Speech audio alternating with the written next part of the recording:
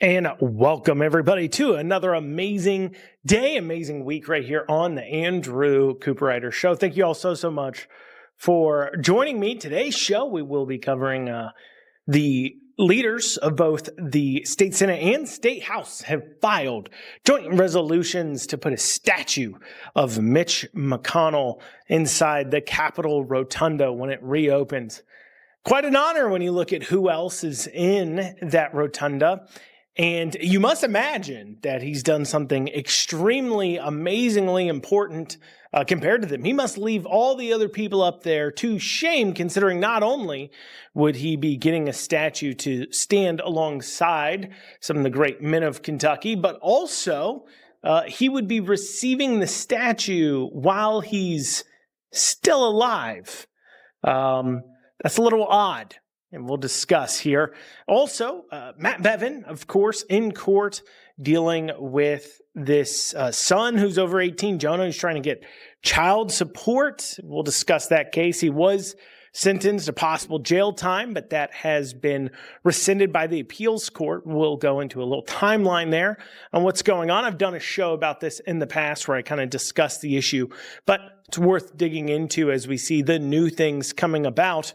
Also, Beshear has responded to the nearly the audit that found nearly $1 billion in misspending, bad financial management, etc., etc. He responded, no surprise. He says, hey, look, you shouldn't even care about these things. You're nothing but a no-good, rotten politician. Auditor Ball for noticing my inability to manage money. Well, we will discuss his response there. And then if we have time, we will also dig through a few other topics involving the budget, the one-time spending bills, some other things, if we have time, of course. So we'll have all that and more today on the Andrew Cooperrider Show. If you're listening to this on radio or TV, you like what you're hearing, you want to make sure you never miss an episode, you can check out theandrewshow.com. Once again, that's theandrewshow.com. See all the different places where you can listen to and follow the Andrew Cooperrider Show. If you're listening to this on the podcast format, I ask that you subscribe if you haven't. Make sure you leave a review. And if you're listening to this, of course, on Facebook or social media, like, comment, share, subscribe, all those great things. Help spread the word, get it out there as far as that goes. So let's first talk about this Mitch McConnell statue. So both the Speaker of the State House and the President of the Senate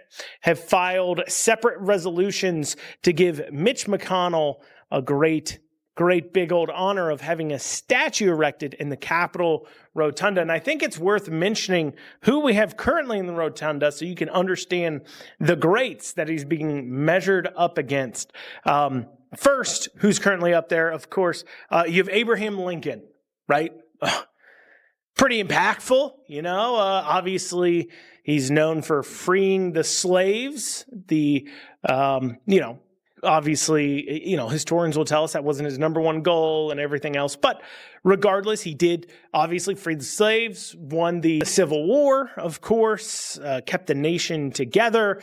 Like I said, love him, hate him, it doesn't matter. What you can say is that the entire, and to people who understand, who are like, why would anybody hate Abraham Lincoln? There's history out there from people that say, look, maybe he was the villain. Maybe he was violating the Constitution when he was doing some of the things, I don't know. I'm not going to sit here and say I'm a great historian, but regardless, what I will tell you is that Abraham Lincoln was obviously a transformational individual, incredibly important. And of course, he's from Kentucky, very impactful. He also, of course, was the first president for the Republican Party too. So politically, that's impactful as well. You also have up there Henry Clay, largely credited with delaying the Civil War 40 to 50 years. He was known as the great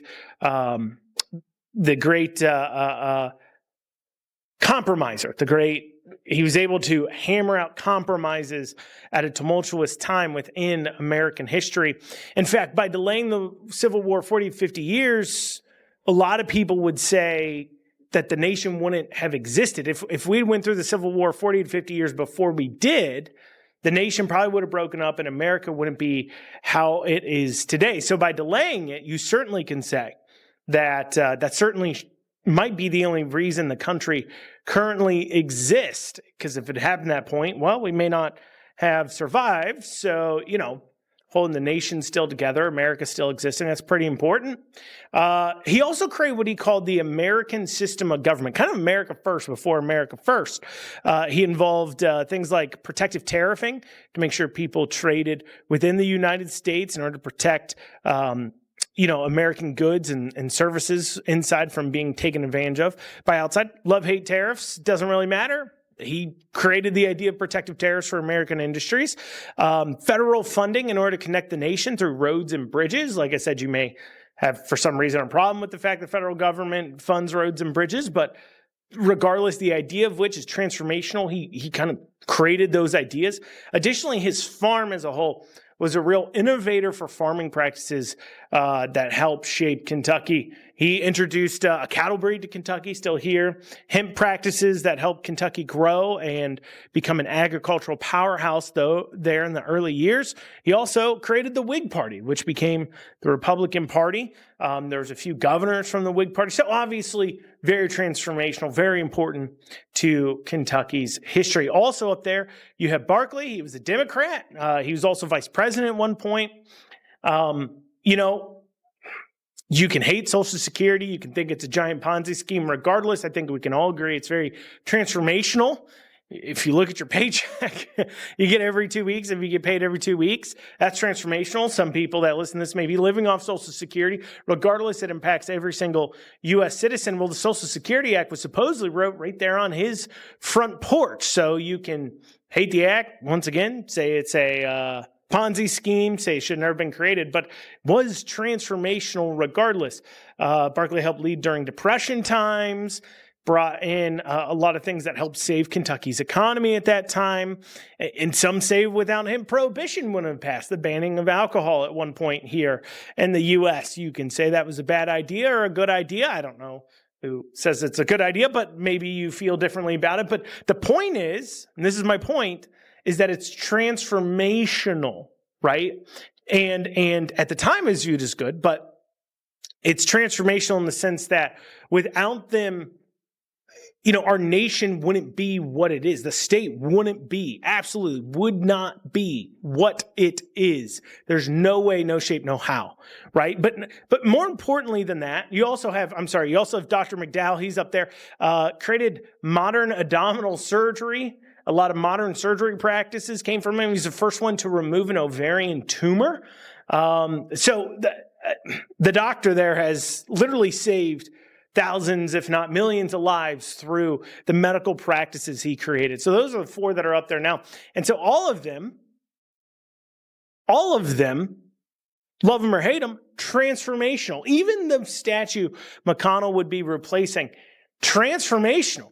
Jefferson Davis. See, there's the thing. These people weren't just, managers, which is what we'll talk about McConnell's accomplishments. They weren't just managers. They were literally original ideas that came out of their heads. Policies, thought processes that are still in effect today, that still affect this nation today and the state, came out of their heads.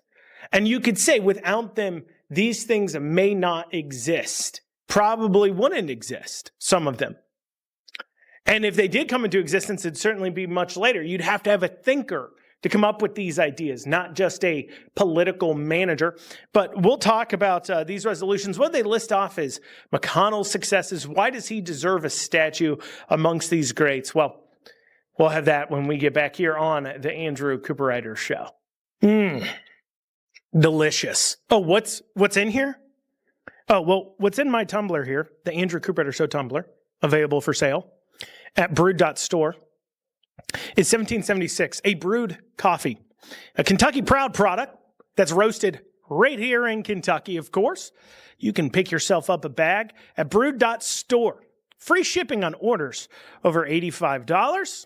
And they're sold in per pound, both ground, whole bean, and K-cups. If you like your little K-cup machines, we have that for you too. And the best part is per pound, it's cheaper than most of the boutique freedom-loving coffees out there. And this one's made right here in your own backyard. I know, that's fantastic. So pick yourself up. We've got 1776, a French roasted dark blend, which is historically funny because, of course, the French financed the revolution. And then also we have one of our other signature blends, Tyrant's Tears, a coffee that we meticulously harvest from famous tyrants like Annie Bashir, Pol Pot, and, of course, Mao. Additionally, we have other single origin coffees such as Cameroon Pea Berry, Kenya, Peru. Fantastic, fantastic blends. Go ahead and pick yourself up a bag today. Not only will you be supporting the show, but also you'll be putting in your mouth a delicious and tasty black nectar called coffee. So order yours today. Brewed.store. Once again, it's BREWED.store. Brewed.store. Free shipping. Orders over $85. Pick yourself up a bag and pick yourself up one of these spiffy tumblers. Andrew Cooperrider Show tumbler today. Once again, that's brewed.store. And you're back on the Andrew Cooperrider Show. So we were talking about this McConnell statue idea coming from both the President of the Senate and the Speaker of the House, the two most powerful individuals in the legislative branch of Kentucky, the people of the power to put in place this statue, both of them saying, this is a good idea. Let's put McConnell in there. So in the last segment, I was talking about the greats that are up there now. Love them, hate them, disagree with some of their things, agree with them. It doesn't matter. What matters is that they were transformational figures, people we learn about in our history books, right? Talk about Abraham Lincoln, Henry Clay, Barkley, Dr. McDowell, right? Jefferson Davis, who was removed, that McConnell would be replacing. These are individuals who are some of the greats, regardless, really helped shape the nation and the state. Considering the fact that this resolution would put in place the statue while McConnell is potentially still alive, at least it would be approved while he's still alive, would be quite the honor. It would mean that he is actually more accomplished than all of them. How odd is it to actually put up a statue in a Capitol Rotunda when the person's still alive? Well, considering the fact that in D.C. they have a rotunda, a hall of statues of important Americans, and you're not allowed to be in that hall unless you've been dead at least 10 years, according to federal law. 10 years you had to be dead to be put there. So if you're not just going to be put into the statue hall, but be considered so amazing, so transformational, such an important person, well, you deserve a statue while you're still alive. Now, some may claim, well, he's been dead in the head for 5 years. I don't think he's that far gone. But some people listening to this may point out, be like, look, the guy's been freezing up, falling down for 5-6 years. Maybe by the time it's put up, he will have functionally been, not fully with us for 10 years. Possibly. I hear you there. That may sound mean, but I'm just being, I don't wish anybody to be in that state. I don't wish anybody to be confused and stuttering and tripping and falling and freezing up at all. I certainly don't want somebody who's a senator from Kentucky doing that. But at the same hand, like I said, it must be a pretty big honor for him to still be alive and receiving this statue. So let's look at the resolution itself. This one's the one that's coming from Osborne. It says here, a resolution recommending that a permanent statue of Mitch McConnell be placed in the new state Capitol Rotunda, whereas Senator Mitch McConnell is this Commonwealth's longest-serving United States senator, and Senator McConnell is only the second Kentuckian to serve as Senate Majority Leader, serving the capacity from 2015 and 21. On January 3rd, 2023, Mitch McConnell became the longest-serving United States Senate party leader in American history, having been elected to lead the Republican conference 9 times since 2006. Senator McConnell is known for authoring and shepherding key legislation to address financial and structural issues affecting the Commonwealth and this nation. So up until this most recent one, his key accomplishment has been, he's been alive and elected. Alive and elected. Now, as I listed off the other people up there, people like Abraham Lincoln, like Henry Clay, is alive and elected what they're best known for? If I Google Henry Clay's accomplishments, or I Google Abraham Lincoln's accomplishments, or I Google Barkley's accomplishments, is their top accomplishments, they were alive and elected for a really long time.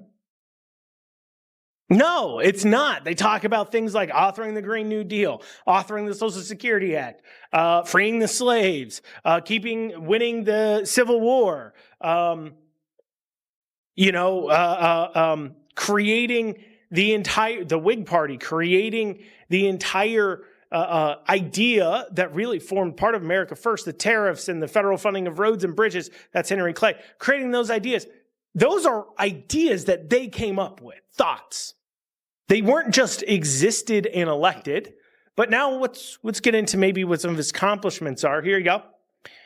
Senator Mitch McConnell is known for authoring and shepherding key legislation to address financial and structural issues affecting the Commonwealth and this nation. Now, objectively speaking, if we're going to say those words, hey, that's our top accomplishment beyond living. Wouldn't you hope that those things would be better, not worse? Let's see, Mitch McConnell went into office in the 80s.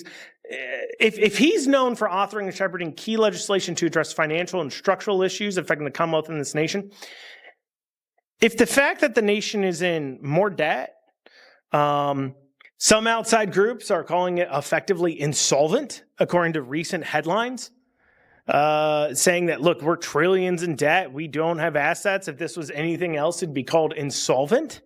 That's a recent headline. You can research that. If national debt, paying our debt becomes the biggest line item on our budget, would you say that addressed financial and structural issues affecting the nation, or would you say that allowed really bad things to happen when it comes to financial and structural issues? Do you think that's a success? He's been successful at leading the nation financially, considering where we're at now? Considering the value of a dollar? Would you consider, when you think of how much we're taxed and you compare that, net percentages, think about how much houses cost, healthcare costs, all these things cost because of government interventions that people like Mitch McConnell have been involved in putting in place. Do you think it's gotten better or worse? So generally speaking, we don't, if we say, look, they're really key at authoring a lot of really key financial things. Shouldn't those key financial things have been things that helped us? Not like, it's gotten worse. I guess that's an accomplishment.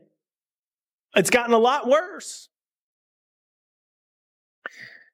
Here we go. Senator Mitch McConnell has been praised for consequential Senate leadership, being called the most important Republican since Ronald Reagan. Oh, wow. Jeez. The most important Republican in the last, 20, 30 years. I don't know who's called him that. They quote it here, the most important Republican since Ronald Reagan. They don't say who it is, but anyways. Whereas because of his exceptional leadership skills and great influence, Time magazine has recognized Mitch McConnell as one of its 100 most influential people in the world on 3 separate occasions. Well, Time magazine says he's super. If that's a requirement, Rand Paul should have 2 statues. He's been on the cover of Time 3 times. That is way more than Mitch McConnell has been on the cover of Time magazine. So if we're going to Time Magazine's rankings and what Time Magazine thinks is important to figure out who gets a permanent statue in the Capitol Rotunda, an honor of which has been styled among the greats, an honor of which is unimaginably multiplied by the fact that it'd be put in place, at least it's being voted on and approved and put in while he's still alive, not even after he's died. It's while he's still alive. Then, if we're going to Time Magazine, Rand Paul should have a statue immediately constructed.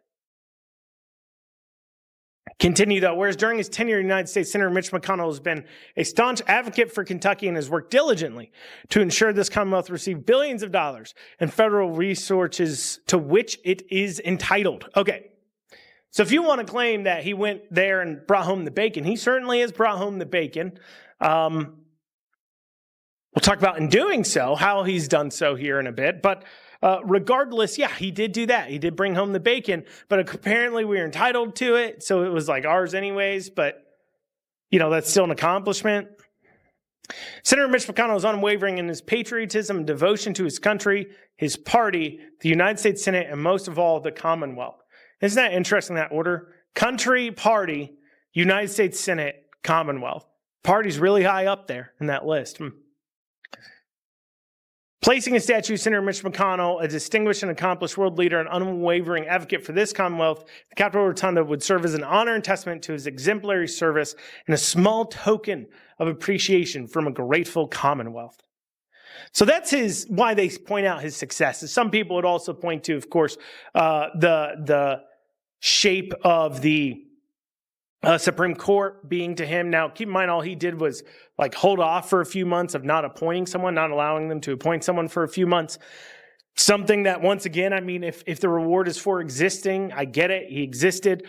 That's not like an original idea. The idea in a hyper-partisan area to hold off a seat for appointment until a Republican president gets in place for a few months, if that's considered extremely amazing and original idea. I have so many extremely amazing and original ideas every morning that I wake up and get into the shower and think for 2 seconds. But what they don't talk about is things like, that he's done to hurt Kentucky, of course. Things like, passing and voting for the Clean Air Act, which destroyed Kentucky's coal industry, or maybe passing and voting for bills that destroyed our tobacco industry, or passing bills as recently as last year that destroys our hemp industry. He's destroyed all those industries, but it goes into how he's held on to power. And what bringing home the bacon here really means is that what he's done is he's done the bidding of the corporations, even if it hurts the little guy in Kentucky, in order to bring in those sweet, sweet campaign contributions and money that he then flows and controls. And in order to go ahead and claim, I'm bringing home the bacon, he's able to then get in things for the Commonwealth. I get that. Little federal dollars for us. Yeah, that's great. You only destroyed our coal industry. You only destroyed our hemp industry. You only destroyed our tobacco industry. But hey, we got a bridge across the Ohio River into Ohio. So that's a real accomplishment there. Real accomplishment. Well, coming up after this, we'll talk about the Matt Bevin court case that's going on and be discussing that, as well as Beshear's response to, of course, the recent audit by Auditor Ball, pointing out almost $1 billion in financial mismanagement by his administration. We'll have that when we get back here on the Andrew Cooperrider Show. Do you hear that? I do. It's Beshear crying. Why? Because you're listening to the Andrew Cooperrider Show. And I thought to myself, why should we let those tears go to waste? Like any good capitalist, I said, that is a resource that can be sold. So we capture those tears from Andy Beshear and other famous tyrants like Pol Pot, Mao, whoever else. And we collect them up and we put them into a delicious coffee called Tyrant's Tears, available at brewed.store. Once again, that's brewed.store. You can pick yourself up a spiffy Andrew Cooperrider Show tumbler while you're at it and get yourself a nice bag. Free shipping on orders over $85. We have Tyrant's Tears in 1776, our signature blends. We also have flavored coffees such as Swiss chocolate and bourbon for those of you that want a little kick without the buzz from, alcohol. You'll get the buzz from the caffeine, though. Check out today. Brewed.store. This is a Kentucky Proud product, roasted right in your own backyard. Brewed.store. Support the show. It's cheaper per pound than most of those other boutique coffees. And it's available whole bean, ground, K-Cups. However you make your coffee, we got you covered. And you're back here on the Andrew Cooperrider Show. So, in case you've missed it, Matt Bevin's been in the headlines, this court case involving his son, Jonah. So I want to give a little bit of a timeline. I'm going to go back farther than just these court cases for you to understand what this is about. I think it's really important because what you see a lot of times is this claim that Jonah was abandoned and everything else. And I'll say from the onset, I think this is largely politically motivated. If you take a look at who's representing Jonah, who convinced Jonah to go after the Bevins, if you take a look at the judge, you'll see a lot of political motivations going on there, that's for sure. Also considering the fact that Glenna Bevin, Matt's wife that he's getting a divorce from in this process, we'll talk about this, Glenna Bevin is not a part of this case anymore. she's been dismissed out of it or gotten out of it or something along. We'll go through the timeline along those lines. But yet because they never cared about Glenn. It's been about targeting Matt Bevin. And anytime you have a court case where it's about targeting a specific person because of their political views or something like along those lines, then clearly this is not. If this was about Jonah and just trying to get in his money or whatever else and what he thinks he deserves and it's just about Jonah, has nothing to do with politics, then the wife would still be involved. So I think that's important. But also you've got to understand that Jonah is not under 18 seeking retroactive support. Why is he seeking that? That has to be some pretty extreme circumstances. So let's go through the timeline going back all the way to 2012. So Matt and Glenna Beva adopt 4 children from Ethiopia, including Jonah. This is key too. So the family has 9 children total, 5 biological, and then 4 adopted. Now, what's interesting here is the other 8 I haven't really heard from. I haven't seen any headlines talking about their responses. The other 3 that have adopted aren't jumping into a case. The other kids aren't jumping in for some sort of retroactive support, saying they were left abandoned. Only Jonah is. So what happened there, right? That's important to talk about. So they get adopted. Now, Jonah alleges years of physical and emotional abuse in the household. Once again, not hearing a lot of that from the other, 8 children. But anyways, 2020 and onward into the teen years, Jonah is sent to multiple troubled teen programs and facilities. The Bevins have described that he had behavioral issues, including, now this is documented. So Jonah claims, there's this emotional abuse in the household. But yet the other kids aren't really talking up about it. But the Bevins are saying, look, Jonah was a troubled youth. That's why he had to be handled in a different way than our other kids. And there is a backup to that because there's an incident that happens before he gets sent away at the age of 17 where Jonah allegedly assaulted and threatened a family member, was arrested for it, and the charges ended up being diverted. He wasn't found not guilty per se, according to this here. His charges were diverted. Now, Jonah disputes the narrative, claims the placements were part of the mistreatment, meaning that he was being abused, being sent away to these camps. But what I see factually when I look at, especially, you're talking about a kid being arrested, coming out of being arrested. Put yourself in Bevin's shoes. You've got 8 other kids and your wife in this home with a teenage boy that there's at least something to back up the claims that he was physically violent and had behavioral issues, considering the fact that, he was arrested for assault and threatened of a family member and the charges had to be diverted. According to this, it says the charges diverted. It's coming from a few different news articles. So, what do? You've got 9 other people in that household you got to watch out for, and you got one that it seems like, allegedly, I have to throw that in there, don't want to get sued, but allegedly is getting physical with members of the household. Now, you don't want to send the kid back to an orphanage. You don't want to abandon the kid. So what do? Well, they say, look, we're going to send you away to different camps to help with your behavioral issues. They're doing the back. We've got 9 other people in this household that you're getting physical with, if that's the case, allegedly getting physical with. We have to do something as a family unit. So this is our best option. We don't have the time. We can't risk, because we have all the other kids, and we can't risk spending the time and risking our other family members because you want to get physical, allegedly. So anyways, at age 17, and this is where it kind of comes together. So he's sent away to different camps and behavioral things and boarding places. I believe he gets kicked out of a few of them. And so at age 17, Jonah is sent to the Atlantis Leadership Academy in Jamaica.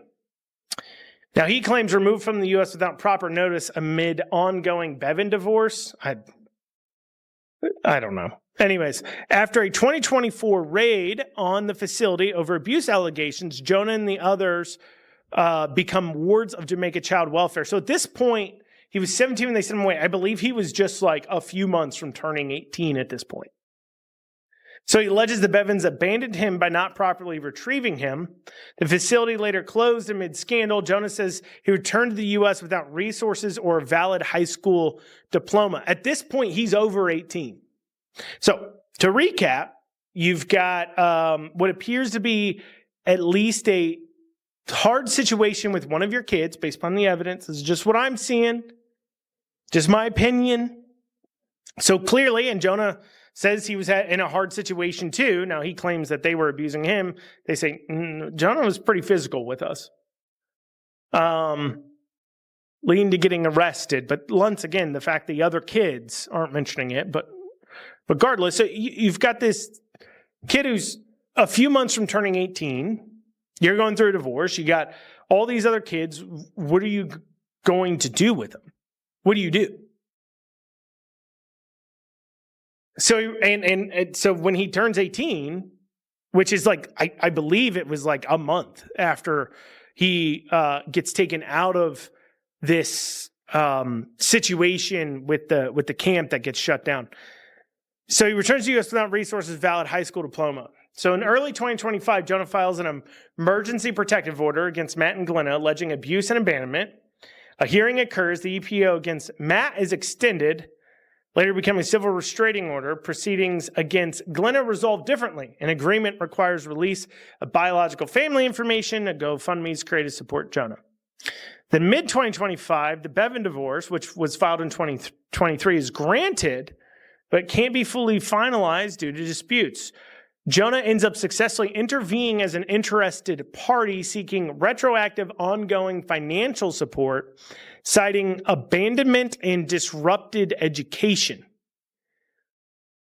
And then early 2026, proceedings continue with delays over support eligibility. Jonah argues ongoing need due to lack of diploma and housing insecurity, etc. The Bevins resist, citing standard Kentucky law, ending support at 18/graduation. So they're saying, look, you're an adult. Clearly, you're an adult. And then also when it comes to the child support side of things, I mean, it looks like to me, they're doing the best they can with this very difficult situation to make sure he's fed, taken care of, and trying to seek professional help. I mean, they're paying for him to go to these camps and behavioral places and paying for him to see these therapists and other people in order to help fix what they claim is his behavioral issues. They're paying for all this along the way. They didn't abandon him. They didn't drop him back off at the orphanage. They didn't say, never mind, we don't want this one. They paid out of their pockets money to help fix the situation. And so if it seems like I'm jading the situation or I'm saying something different than what all the news are saying, is because I look at this and I say, I don't understand. I have a hard time seeing what they did wrong. It's not like they knew when they took him, at least I don't believe they knew when they took him to the Atlantis Leadership Academy in Jamaica, that he was going to be abused. So this all accumulates now. We're seeing this recent headlines about arrest and jail, $500 fine, then that gets rescinded. We'll go over more of this timeline and assuming we have time, talk about the Indy Bashir response to the audit after this short break. And you're back here on the Andrew Cooperrider Show. Final segment here, talking about the Matt Bevin court case with his adopted son, Jonah, who's over the age of 18, but suing for child support, I guess. So we've talked about kind of leading up to this. Where we are now is that Jonah has successfully intervened in the divorce case, and they're trying to see if he's owed money. So they want to go ahead and make sure that they take a look at this, and they want his financial records. He complies with some of it, but doesn't provide all of what they're asking for. And so the judge issues, Jonah's attorneys say, well, he's in contempt. and the judge issues an order saying, pay $500 fine, comply with the records, or you're going to be sent to 60 days in jail. Now, here's something to understand about this judge. Judge Ardra Urkel, I believe is her name. Or not, no, I'm sorry. That's the Court of Appeals judge that just rescinded the arrest warrant. Sorry. This would be the judge in his case, and that is Judge Johnson. So Judge Johnson, it's important to understand that this does appear to me to be a political attack here. So Judge Johnson, so Bevin had priorly tried to get Judge Johnson removed, saying that, look, she's already said she can't be fair. She actually at one point said that this is far different. This is a special situation that will be handled differently than other cases like this. She said that like out loud. So clearly that's showing some bias perhaps. So he had priorly filed for her to be removed off the case, but despite the fact the court clerk accepted it, she claimed it was filed improperly. So she issues this arrest warrant and everything else. Well, he filed, though, a request for a change of judge before she issued the contempt. And so with that in mind, you can't do that, right? So according to the Court of Appeals, which just ruled there, I think like Friday, Thursday, Court of Appeals explicitly agreed that Judge Johnson lacked authority to issue the warrant/sentencing once the disqualification motion was filed, citing clear Kentucky precedent. This supports Bevin's claim that the proceedings have been rushed or biased, justifying the Supreme Court motion. His team can argue the contempt process was flawed from the start, and any non-compliance claims must be reviewed impartially. So basically, she couldn't have issued it because before she issued it, he filed saying, look, I want a different judge. So something to understand, Kentucky law does not generally require post-18 child support for adult children, absent extraordinary statutory grounds. This is what the Bevins, essentially their argument is. Jonah is Jonah's 19. The Bevins maintain they should not be allowed to intervene indefinitely in their divorce for financial extraction, especially with the history of behavioral issues in the home that prompted the therapeutic placements. They didn't abandon him. They paid for programs that they intended to help him. Decisions on facilities were made for family safety amongst the reported issues, and any problems that the Jamaican program were not directly attributed to them. Bevin has provided some records to their financial request and appeared remotely with the explanation. The appeals process shows that he's engaged with the system rather than trying to outright act in defiance, right? So the other thing to keep in mind, too, about this case that's interesting is that if you're saying, so what Jonah's essentially arguing is that, well, they didn't properly take care of me. That's what he's arguing. So basically you're saying, oh, well, you parented me bad because, when I was acting up, maybe I was, maybe I wasn't. I mean, he's not going to cop to it, of course, but, it looks, allegedly he was acting up. And if a kid's acting up, any legal means you can to deal with that is up for a parent to decide. Parents had that autonomy to decide how to raise their children, how to respond to situations. And if you're in a position where an adult child can go back and say, look, I'm now 19, 20 and can't support myself because you raised me bad, even though you're doing the best you can,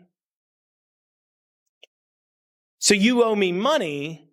That sets an interesting precedent. And like I said, I know a lot of you not be happy with the fact that I would defend at all this whole Matt Bevins situation or defend the Bevins in any kind of way, but it just looks really politically motivated here. And the minute you hear that a 19, 20-year-old is asking for child support from their parents, despite the fact the parents paid for lodging paid for food, paid for these things up until that point. You know, it's hard to say. I don't know. I have a hard time seeing it clearly. So here's another thing. Bashir here. So the auditor puts out an audit saying, look, you've mismanaged money, citing hacking concerns on my show on Kentucky's Voice that I do every Wednesday on the radio. I talked about that. You can head over there and listen to that. I talked in depth about the audit, all the findings, but essentially it found about $1 billion of mismanagement, including unreported Medicaid spending, including accidentally taxing 4,000 Kentuckians twice, and then refunding $700,000 more than you taxed them when you issued the refunds to those you supposedly accidentally taxed twice.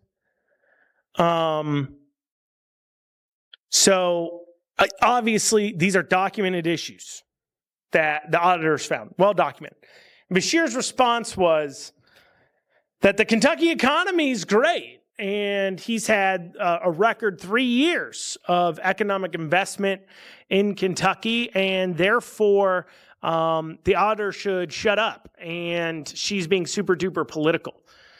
It's interesting he makes this claim about how amazing Kentucky's doing, considering the fact that I don't think most of us feel like, I definitely feel like under Bevin, I personally feel like I was better off, that taxes were lower, and that I just felt better about it. But also considering the fact that, so far this year, just this year, the state has issued hundreds of millions of economic development investments under the Bashir administration, hundreds of millions. And so he talks about all these investments coming in and ignoring the fact, of course, we've shelled out billions, literally billions of dollars of tax incentives, industrial revenue bond approvals, other incentive programs in order to usher in and bring in these investments. But meanwhile, nobody's asking, when does the investments pay off?